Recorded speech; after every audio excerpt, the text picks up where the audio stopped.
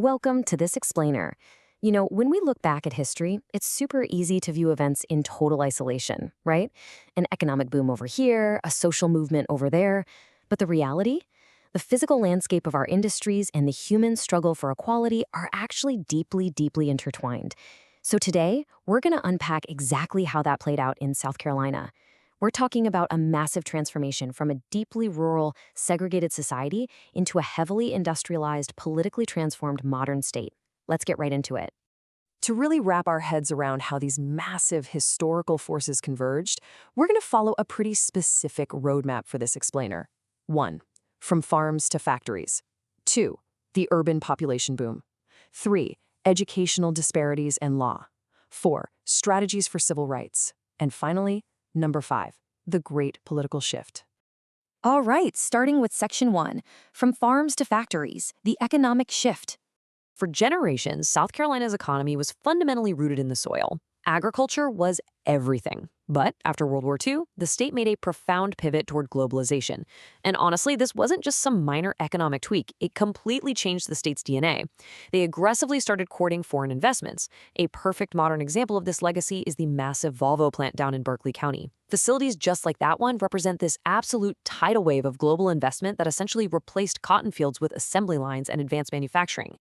And that broader strategy really shines when you consider the infrastructure they built to support it. The Port of Charleston became an absolute economic engine for the state. By facilitating international trade and global shipping, the port basically acted as a giant plug, connecting South Carolina's newly minted manufacturing sector directly into the global market.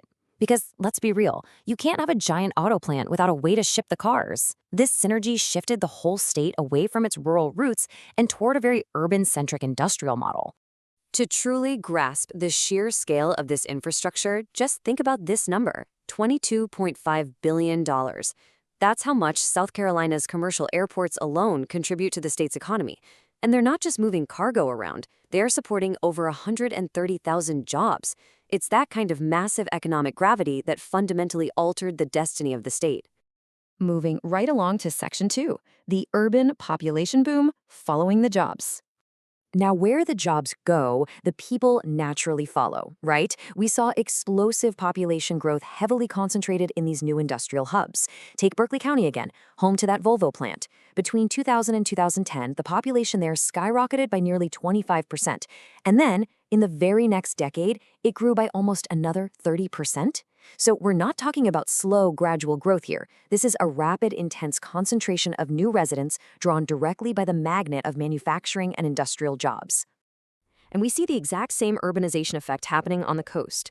Charleston County saw a population increase of over 10% between 2010 and 2020. As people flocked to these centers of global shipping and commerce, the demographics of the state physically reorganized themselves. It really became a tale of two realities. While the coastal and manufacturing hubs were surging, many of the rural, historically farming-dependent counties were simultaneously seeing their populations shrink. The modern map of South Carolina was literally redrawn by the search for a paycheck. Okay, Section 3, Educational Disparities and Law, the Human Track. So, while the economy was transforming, a human revolution was brewing, and it was deeply rooted in the classroom. Historically, the contrast in South Carolina's segregated schools was stark. On one side, facilities for white students were well equipped. You had uniform desks, educational posters, bookshelves, the whole shebang. But on the other side, schools for African American students were severely under-resourced. We are talking bare walls, unfinished floors, a shocking lack of basic desks, and a total absence of proper funding. These extreme disparities weren't just unfair. They became the undeniable catalyst for the civil rights movement's intense focus on dismantling segregation in education. The crucial point here is how this local grassroots evidence directly fueled national history. Those tangible disparities led to the filing of Briggs v. Elliott in South Carolina. And this wasn't just a local lawsuit. It became a foundational stepping stone. Briggs v. Elliott was actually combined with other cases to form the landmark Supreme Court case Brown v. Board of Education. That is the famous ruling that officially declared school segregation unconstitutional across the entire United States. So the fight started in those underfunded rural classrooms and ended up completely changing the law of the land. Which brings us to Section 4, Strategies for Civil Rights, Mobilizing for Equality. Overturning deeply entrenched segregation required some incredibly organized, multifaceted strategies that went way beyond just the courtroom. It required total mobilization. Activists didn't rely on just one single tactic. They applied pressure absolutely everywhere. Sure, they used public demonstrations and nonviolent protests to capture the world's attention, and yes, they used legal challenges to fight in the courts. But they also engaged in highly coordinated economic boycotts to hit discriminatory systems right in the wallet. And perhaps most importantly, they focused heavily on education and citizenship training to build long-term democratic power. Septima Clark is a fantastic example of this long-term strategy. She was a true architect of empowerment who pioneered citizenship schools throughout the region. And her method was just brilliant in its directness. She used basic education and literacy training as a primary tool to prepare African Americans for active civic participation. She understood that reading a ballot and really understanding the civic process was the ultimate key to unlocking political influence. She was literally laying the permanent groundwork for an empowered voting bloc. Of course, the struggle was incredibly difficult, and the way we understand these events continues to evolve, even today. Take the Orangeburg Massacre of 1968, for instance. At the time, local newspapers quickly labeled the event a riot. But modern historians, who have the benefit of time and a much broader perspective, now interpret it quite differently, as a civil rights protest that turned violently tragic. It's a powerful reminder that historical narratives aren't always static. They evolve based on perspective, changing how we interpret the very same events over time as more facts come to light. Finally, Section 5, the Great Political Shift, the Convergence.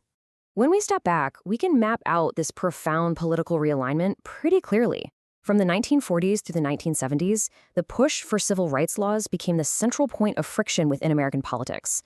In the 1960s, when the National Democratic Party officially began supporting civil rights, it caused an absolute political earthquake. Many white Southern voters who disagreed with this new platform departed the Democratic Party. And this resulted in a historic migration of these voters toward the Republican Party post-1960. It fundamentally redrew the political map of South Carolina and really the entire South. But hey, this political realignment wasn't just about who left a party. It was equally about who finally gained a seat at the table.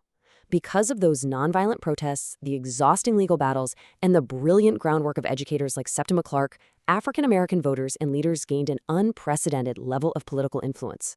A previously marginalized population secured a permanent foundational voice in South Carolina's future. It forever changed how power is distributed and exercised in the state. You know, the story of South Carolina isn't just local history. It is a blueprint for how industry and human rights collide to build the modern world. So as we wrap up this explainer, I want you to look around your own community. Ask yourself, how have the physical jobs, the factories, the ports, the tech hubs, and the historical struggles of the people who live there aligned to create the exact political landscape you live in today? Because history isn't just in textbooks, it's the very ground you're walking on. Thank you so much for joining me for this explainer, and keep asking those big questions.